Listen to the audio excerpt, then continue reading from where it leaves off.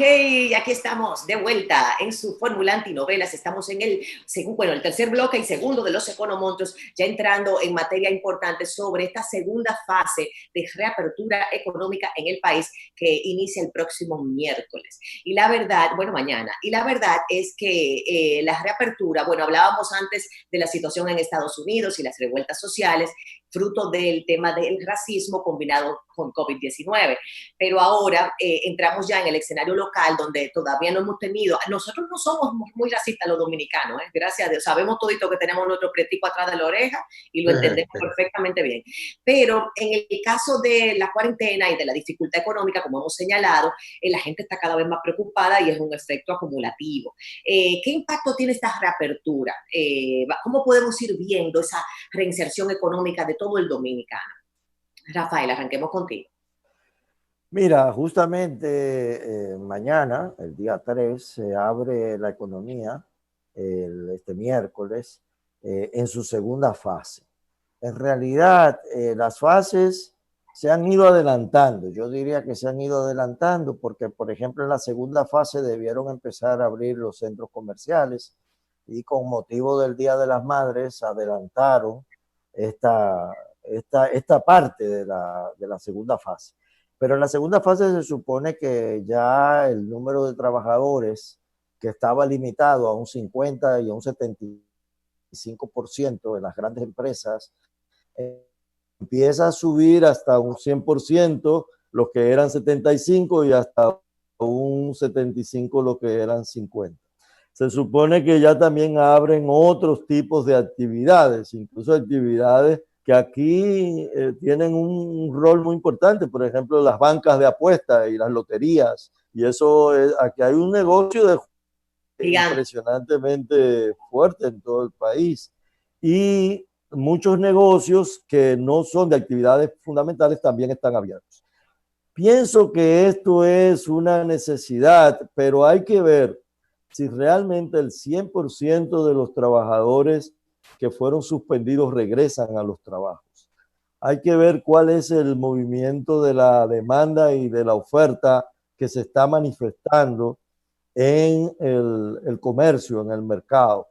Pienso que hay, y lo muestra la última información del Banco Central, de que la inflación es prácticamente cero, a pesar de todas las inyecciones monetarias, de que hay un problema de demanda también. Es decir, la gente se mantiene muy comedida en el gasto. Y esto hace que pienso que muchos negocios, por ejemplo, de centros comerciales que puedan abrir, no van a tener el flujo de comercio que tenían antes de marzo.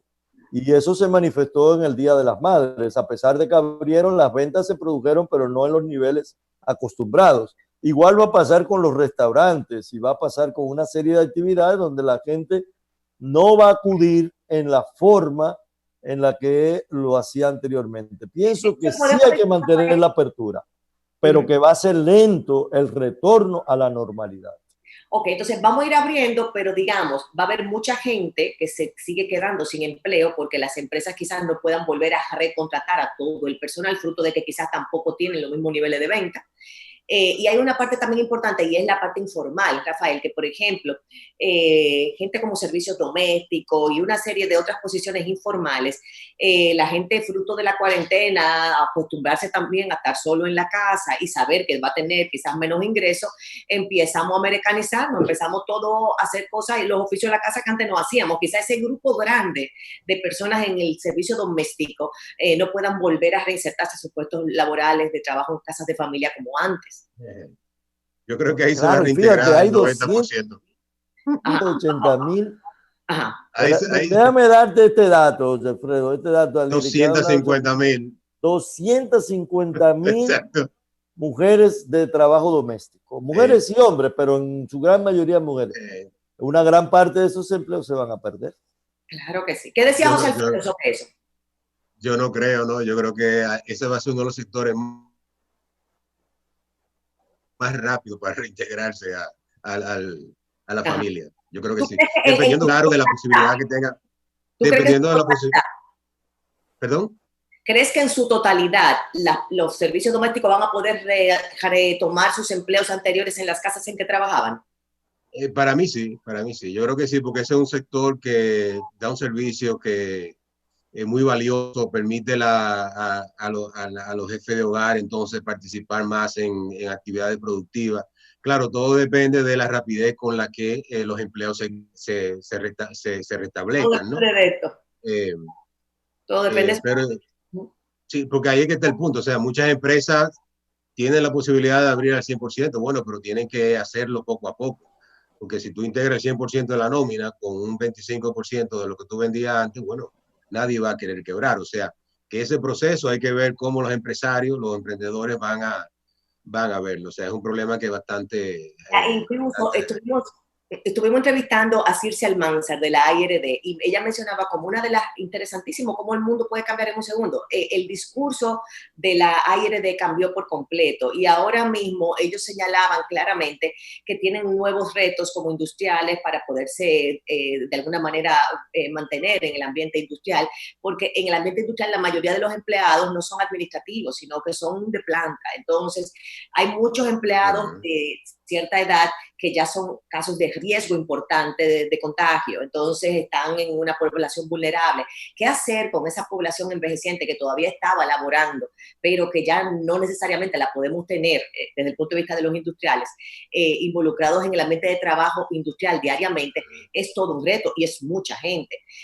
Yo veo de verdad una reinserción de la mano de obra muy lenta, esa es mi perspectiva. Lenta porque la gente tiene que irse involucrando poco a poco conforme tenga un resultado y una, vamos a decir, una respuesta del mercado y de su capacidad de ventas. Porque tú no puedes pagar más de lo que vendes. Nadie lo puede hacer por mucho tiempo. El punto está entonces en estos planes sociales del gobierno que permiten ese famoso paro, hasta cuándo pueden durar, hasta cuándo pueden llegar. ¿Qué tú ves de eso, Rafael? Rafael se nos ha ido. Sí. ¿Estás ahí, Rafael? Sí, estoy aquí. ¿Me escucha? Sí, te oigo. ¿Me escucha?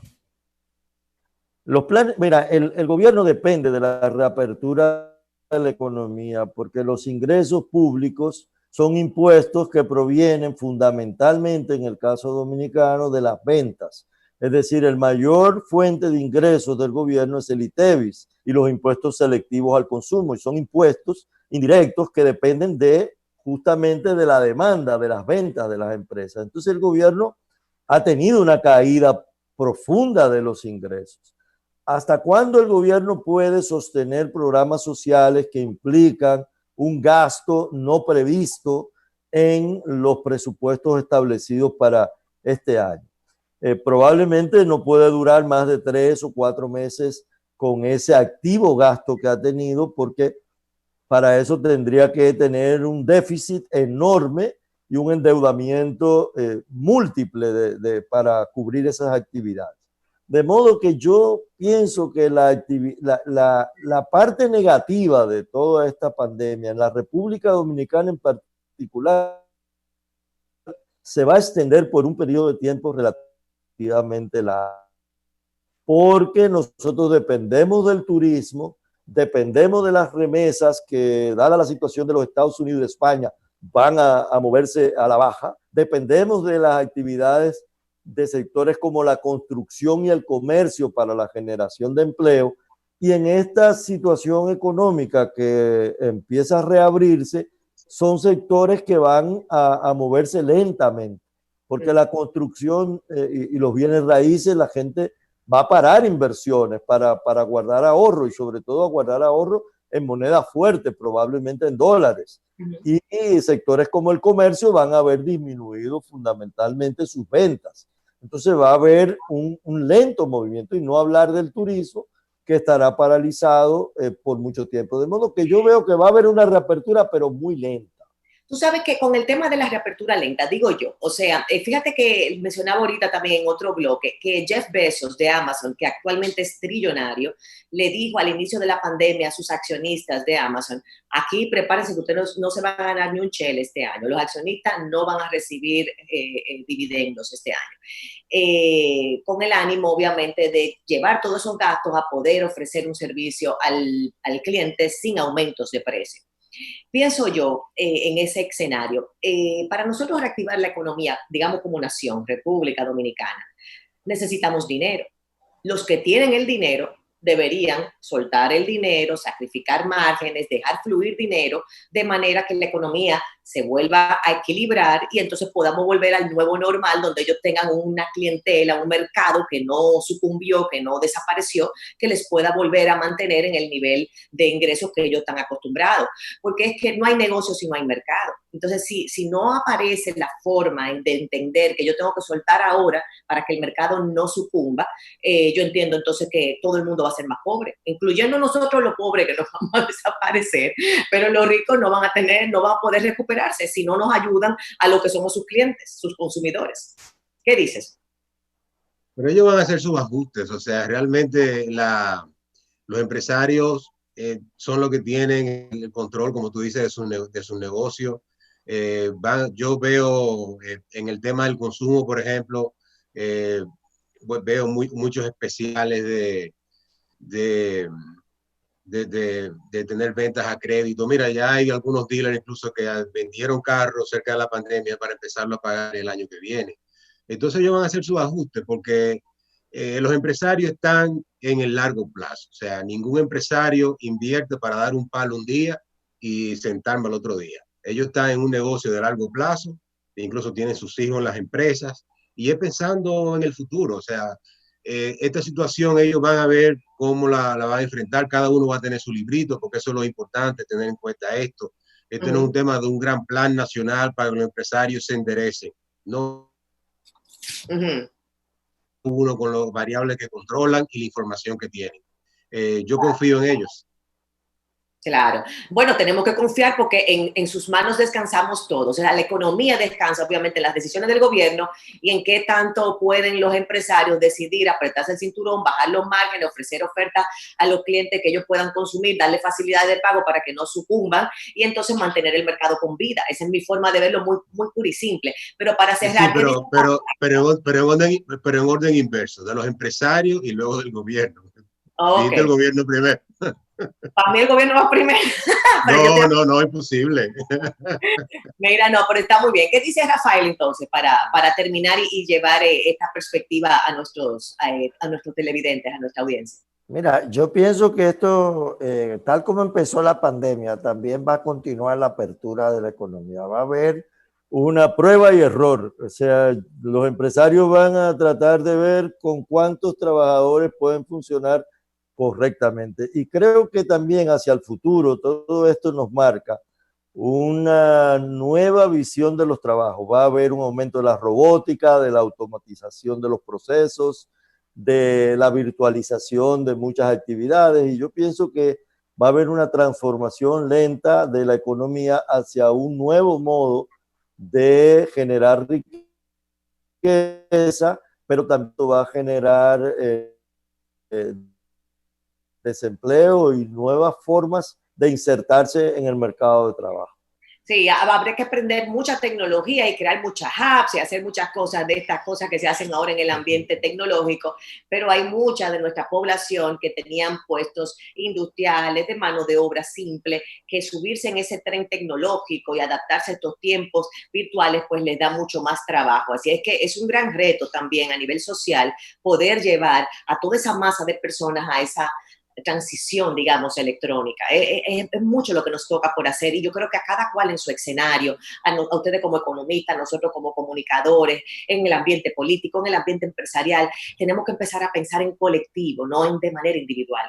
Pensar seriamente que si no pensamos en todos, se acabó el juego y el mingo para todos. Es la forma de verdad en que yo lo veo venir. No quiero sentirme alarmista, pero seriamente es momento de verdad de soltar dinero. la gente que lo tiene. Y del que no lo tiene, no gastarlo. Y acumular y ahorrarse lo más que pueda, gastar lo menos posible. ¿Está de acuerdo, José Alfredo? Por lo menos hasta ahí me permite eso. Sí, sí. Esa me la vea. Muy bien, muy bien. Muchísimas gracias a nuestro libertario José Alfredo, que está siempre con esas perspectivas tan sólidas y confiables. Igualmente a nuestro queridísimo profesor Rafael Espinal, economista por excelencia de larga data en el país. Y la verdad que es un lujo poder conversar con ustedes y llevar a nuestra audiencia estas perspectivas, que si bien es cierto son, preocupantes, no dejan de ser una promesa de que podemos dar más y ser mejores todos. Así es que muchísimas gracias a todos ustedes. Lili. Gracias a nuestra audiencia tan fiel que siempre los piropea muchísimo, a los economontros, esa audiencia es fiel por sus economontros. Gracias a todos. Seguimos trabajando y seguimos optimistas porque esto de verdad tenemos que controlarlo y asumirlo entre todos. Bye bye y mañana nos vemos. Bye. Gracias.